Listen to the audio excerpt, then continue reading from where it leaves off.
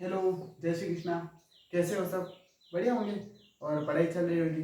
तो आपको मैं एक बात ज़रूर कहूँगा कि अगर आपको ये कंटेंट बढ़िया लग रहा है तो आप अपने दोस्तों से शेयर ज़रूर करें तथा हर रोज़ क्लास देखते रहें। तो इसी के साथ मैं आपको आज एक बात कहने वाला हूँ कि आप निरंतर पढ़ते रहिए, क्योंकि जो आपका पेपर खराब होता है वो एक दिन नहीं होता। उसी प्रकार से जैसे अगर बात करें तो हर रोज़ थोड़ा थोड़ा पेपर अपना खराब होता चला जाता है और एक दिन हमें पता जरूर चलता है कि हमारा पेपर खराब हो गया। वो इसलिए पता चलता है कि हमने निरंतर उसकी पढ़ाई नहीं करी थी। वैसे अगर बात करें तो हम 2 दिन का खाना एक साथ नहीं खा सकते।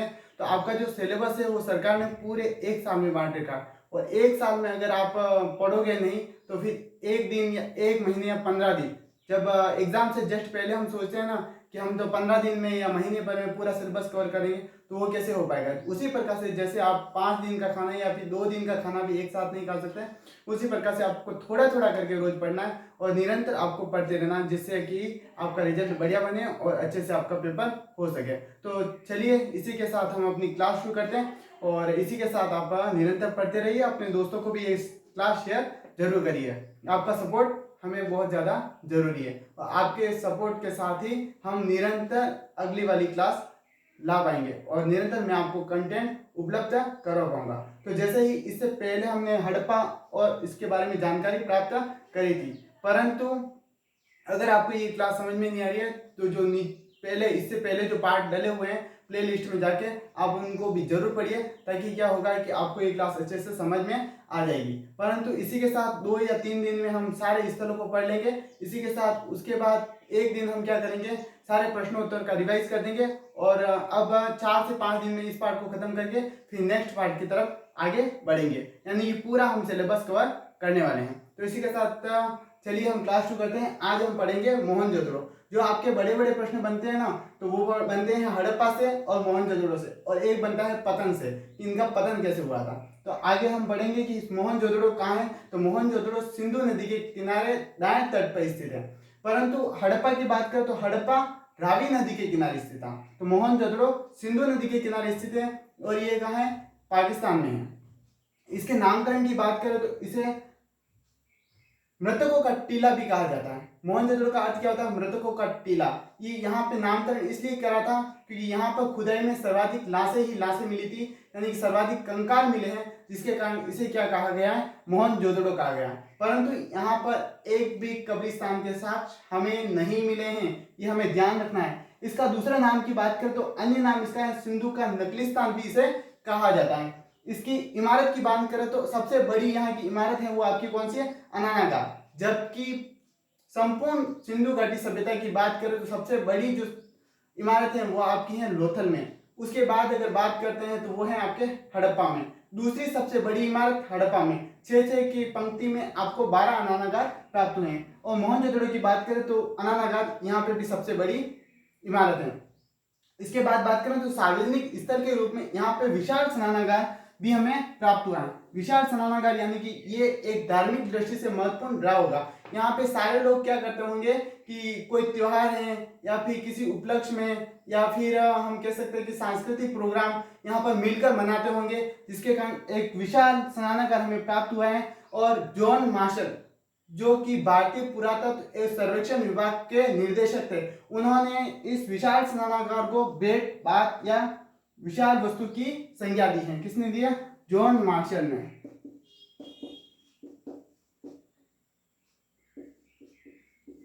जॉन मार्शल ने क्या करा है, इन्हें विशाल वस्तु या ग्रेट बात की संज्ञा दी है विशाल स्नानागार को।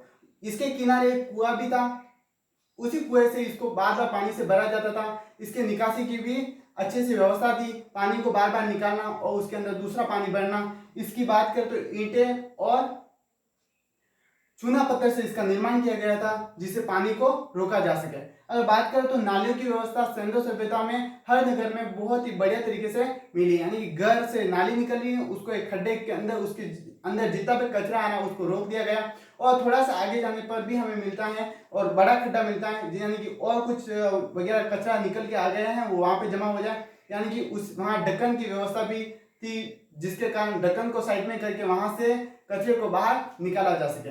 इसी के साथ अगर बात करें तो संपूर्ण संदेह से बनावली एकमात्र स्थान है जहां पे नालियों का अभाव पाया गया है, बाकी सभी स्थानों पर नालियां पाई गई है। तो एक ही स्थान है, वो कौन सा है? बनावली। बनावली का है हरियाणा में। तो हरियाणा में बनावली नामक स्थान पर नालियों का अभाव पाया गया है। इसके अलावा सभी स्थानों पर नालियों की बराबर व्यवस्था हमें मिलती है। इसके बाद आगे बढ़ते हैं तो यहाँ पे पशुपति नाथ की एक मुहर मिली है। पशुपति नाथ, इसे इसके चारों तरफ की बात करें तो इसके चारों तरफ भैंसा, हाथी, गेंडा का अंकन मिलता है। अंकन यानी कि इसके हम इसे अनुमान लगा सकते हैं कि यहाँ पर क्या होता था, ये पशु प्रेमी हुआ करते थे, जिसके कारण ये क्या करते थे, अपनी मुद्रा या फिर मुहर पर इनका चित्र उत्कीर्ण करवाते थे। स्टुअर्ट पिगट महोदय ने क्या कहा है? स्टुअर्ट पिगट महोदय ने कहा है कि हड़प्पा को और मोहनजोदड़ो दोनों आपस में कभी न कभी जुड़वा राजधानी रही होगी। ये आपकी किसने कहा है? स्टुअर्ट पिगट महोदय ने कहा। और इसी के साथ अगर बात करें तो दशरथ शर्मा कौन थे? दशरथ शर्मा ने ये कहा है कि कालीबंगा सिंधु सभ्यता की तीसरी राजधानी रही होगी या तीसरी राजधानी थी। ये किसने कहा है? दशरथ शर्मा ने कहा। ऐसे याद रख सकते हैं, स्टुअर्ट शर्मा ने क्या कहा है? हड़प्पा और मोहनजोदड़ो को जुड़वा राजधानी कहा। तो दशरथ शर्मा भगवान राम के जो पिताजी थे दशरथ जी, उनकी कितनी रानियां थी? 3 रानियां थी। तो उन्होंने क्या कहा? कालीबंगा को तीसरी राजधानी बताया। इसके साथ ही आगे बढ़े और यहाँ से हमें क्या क्या प्राप्त हुआ है इसके बारे में देखते हैं। अन्य अवशेष की बात करें तो कांसे की नृत्य की हमें यहीं से प्राप्त हुई है। हाथी का कपालखंड यहाँ से प्राप्त हुआ है, घोड़े के दांत प्राप्त हुए हैं, कुबरदार बेर मिला है, तांबा गलाने की भट्टी भी हमें यहीं से प्राप्त हुई है, सूती कपड़ा और धागा भी हमें यहीं से प्राप्त हुआ।